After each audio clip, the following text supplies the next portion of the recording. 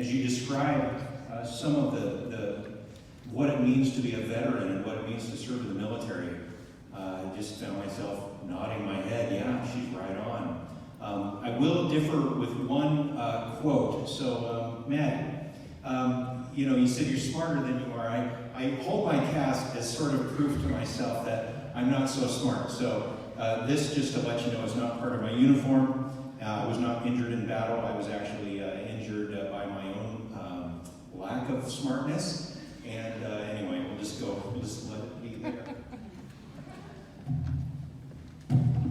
But thank you for assembling today, and thank you for taking some time to honor this day. Sunday is Veterans Day.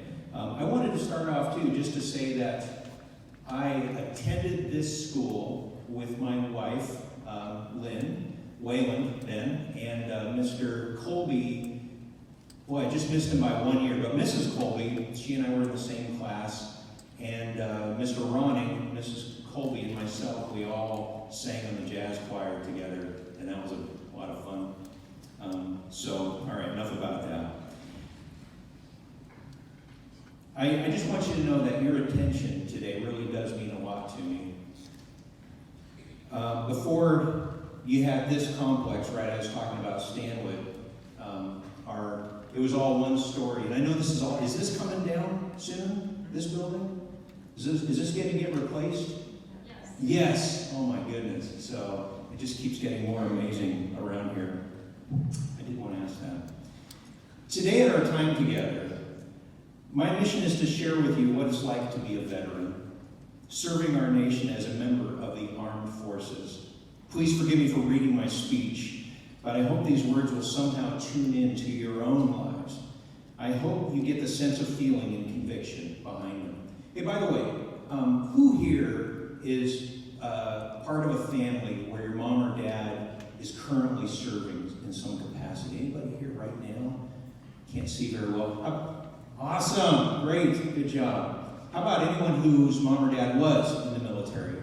Okay, a lot more hands. Yeah, great, good job. How about a brother or sister right now in the military? Fantastic, great. How about how many are considering the military? Hey, all right, way to go, yeah, super. Who plays Call of Duty? No, okay, never mind.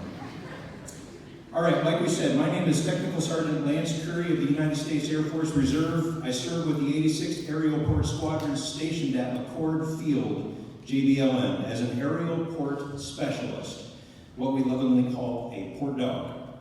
Basically, my unit's job is to load and unload people and things on and off airplanes.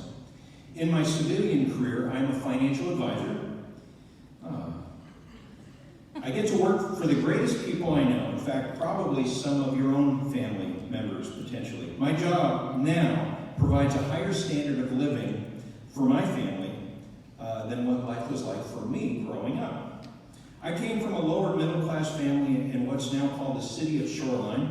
My dad worked 6 days per week at Seattle Golf Course as a mechanic. My mom was a housewife and who spent her hours raising 3 squirrely children. They did a good job as parents and provided for us everything we needed: food, clothing, warmth, discipline, and love. My parents did not live any kind of lavish lifestyle. They made sacrifices to their personal wants and dreams so that we kids did not lack for anything we needed.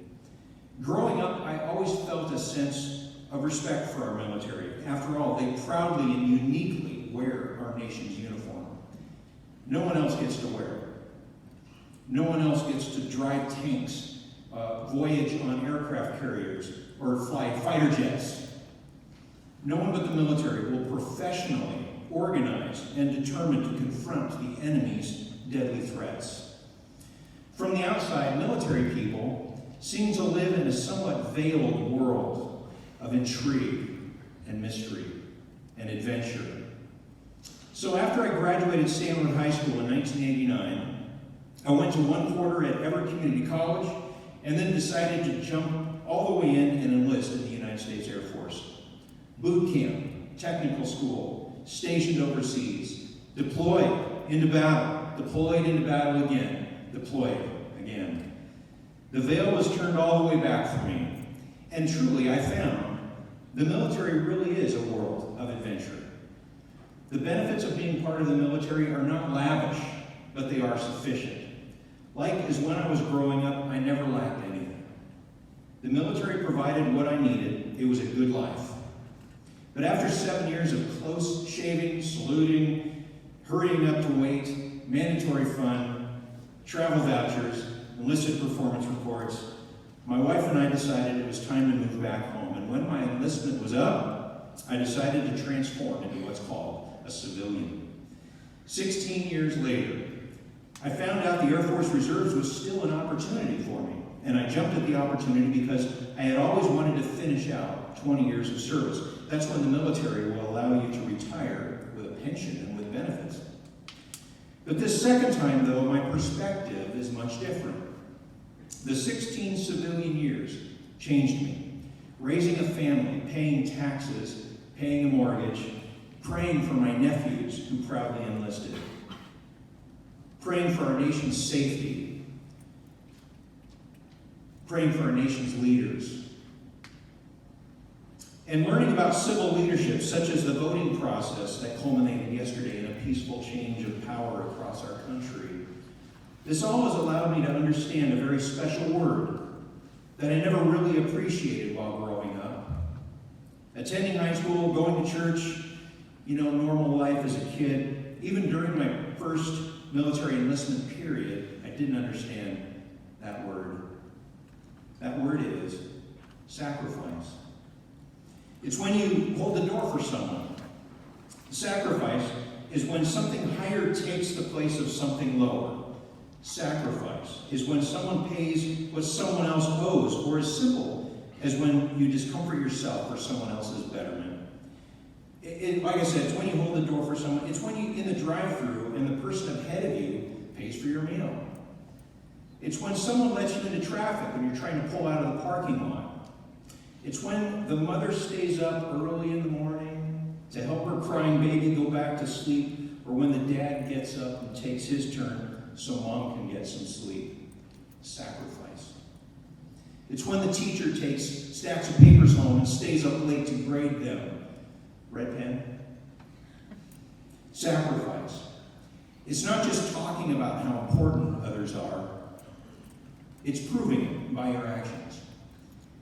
It was when I started my business right before the collapse of the home mortgage market, the Great Recession. And the orthodontist helped us pay part of the cost of our daughter's braces. It was when an amazing family friend paid a month of our mortgage for us. Sacrifice. It's when, instead of running away from the bully, you confront him, putting yourself in harm's way to protect a victim. It's when you endanger yourself to save others. Sacrifice. It's when a hero charges into battle to stop the aggressor. It's what your military trains for and what your military commits to. It's in the oath of enlistment. It's in our profession of arms, our warrior ethos, our hardness of spirit, our courage. Sacrifice. In 1968, in Vietnam, Chief Master Sergeant Eckberger and a dozen others volunteered to operate a super-secret radar site deep in enemy territory. When their location became compromised, they found themselves surrounded by hundreds of advancing enemy troops. Their defenses quickly weakened, and 7 of his men were critically wounded. The evacuation order was given as Huey helicopters hovered overhead. Chief Eckberger loaded the wounded one by one into the lowered rescue slings, each time exposing himself to enemy fire. His efforts saved those 7 American lives. Chief Eckberger was killed just as he was mounting the departing helicopter. Sacrifice. In 2002, in Afghanistan, Technical Sergeant John Chapman was attached to a Navy SEAL team doing reconnaissance operations. During one mission, their helicopter was ambushed, causing a teammate to fall out of the helicopter and into the entrenched horde of enemy combatants below. The team quickly devised a rescue plan and reinserted themselves into the enemy stronghold. Tech Sergeant Chapman immediately charged the closest and most deadly machine gun position in a fortified bunker. Upon reaching the position, he cleared the bunker, killing all enemy occupants and shutting down the gun. Tech Sergeant Chapman quickly moved to charge a second bunker when he was struck and mortally injured. Despite his wounds, he continued to fight relentlessly, sustaining a violent engagement before making the ultimate sacrifice. In 2008, in Afghanistan, Sergeant Ryan Pitts, a forward observer with the 2nd Airborne Battalion, was pulling the night shift of camp security detail when a well-organized force of over 200 enemy combatants intensely attacked the observation post using machine guns and rocket-propelled grenades.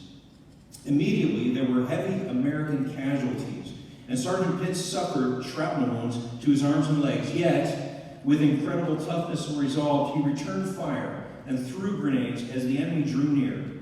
Unable to stand and near death because of the severity of his wounds and blood loss, Sergeant Pitts continued to lay suppressive fire and throw grenades, keeping control of the position until reinforcements arrived. Sacrifice. I want to leave you with a piece of the most precious and coveted language in all the U.S. military, the acronym. Let this acronym remind you of the sacrifice for your nation that your military members volunteer to engage in on your ultimate behalf. Lives. L-I-V-E-S. Lives. L-I-V-E-S. Life indwells volunteers engaged in sacrifice. Lives. L-I-V-E-S. Life indwells volunteers engaged in sacrifice. In the military and in every mature form of living, it's in giving up ourselves for others that we find the ability to truly live. Lives, L-I-V-E-S, life indwells volunteers engaged in sacrifice. This Sunday, thank a military veteran, and thanks for having me out today. You were a great audience, and I hope you have a great day today. God bless you.